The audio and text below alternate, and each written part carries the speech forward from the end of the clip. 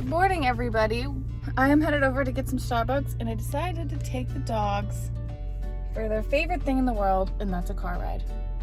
They just really enjoy sticking their heads out the windows. I'm sure that's what most dogs like, and I just like to give them a little car ride whenever I can.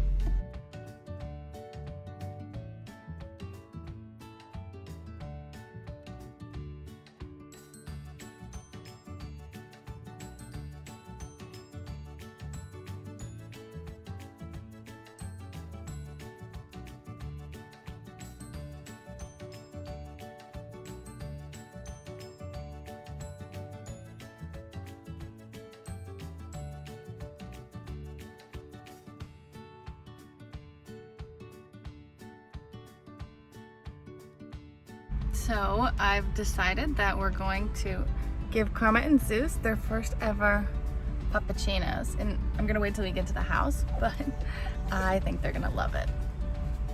Sissy, why are you so sad? Guys, you guys ready for puppuccinos? Come here, you want a puppuccino? Karma. Ready? Come here. Oh, yeah.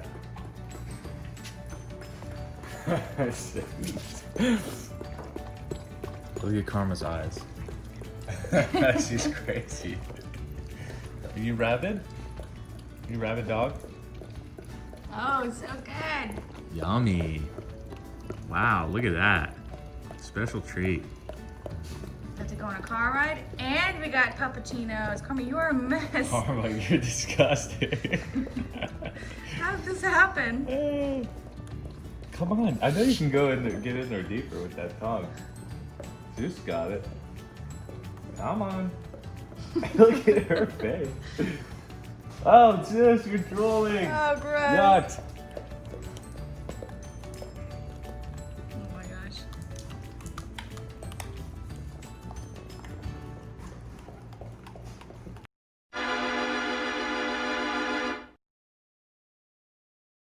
Hey guys, so this is your daily dose of Joe, as Kirra likes to call it.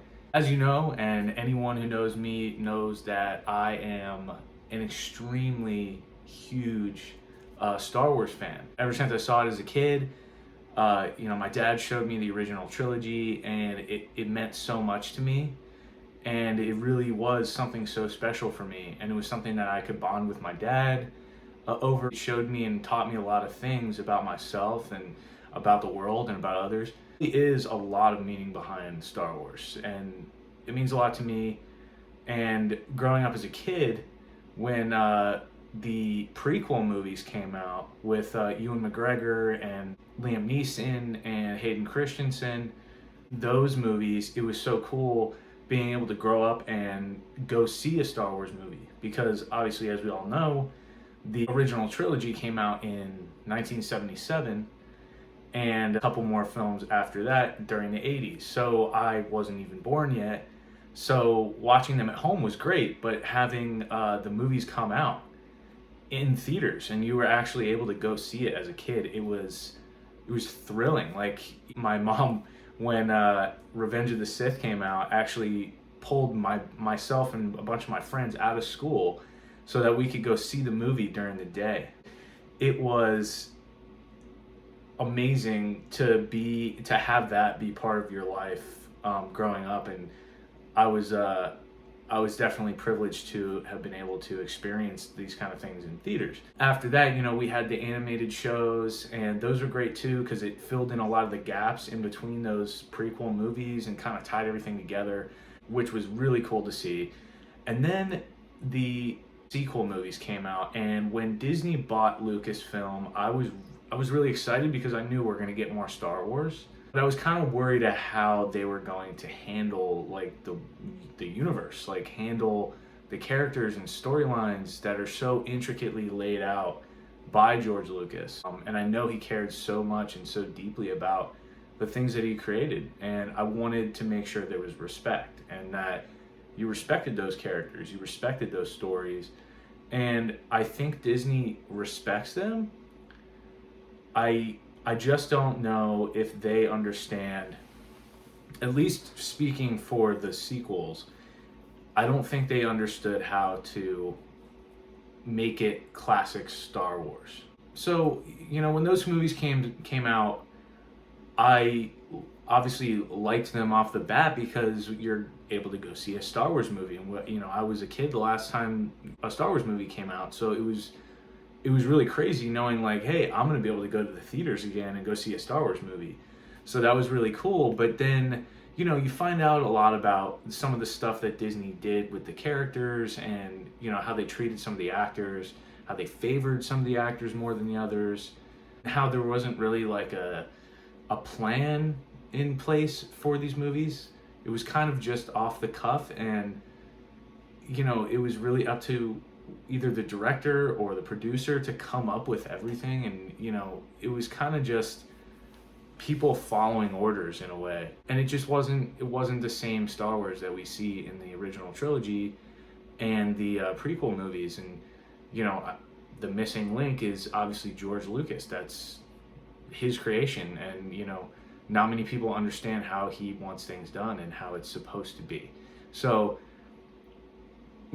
flash forward to The Mandalorian coming out, and I think myself and many of you, we can all agree, for those of you who watch it, that it restored everything they did wrong about the sequel trilogy. They completely restored what Star Wars is.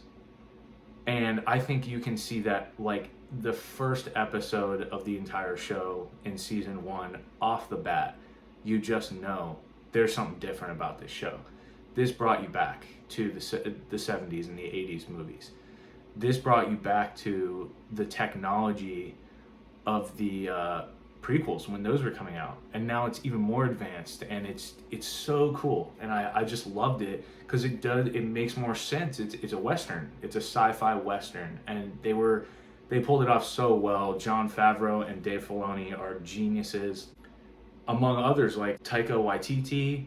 That guy's amazing. He brings like a funny flair to the show, which is great. And I'm excited for his new movie that he just announced. I forget what the name of it is, but during the Disney investors meeting, they released a bunch of different, shows and a couple of movies that are going to be coming out in the future, and I'm so excited. So back to Mandalorian.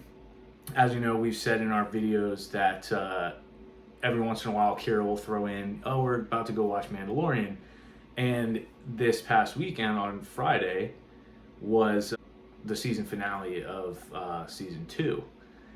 And wow, like, that did not disappoint at all. It was amazing. It was so good. I'm so happy with where it went. They brought Luke back.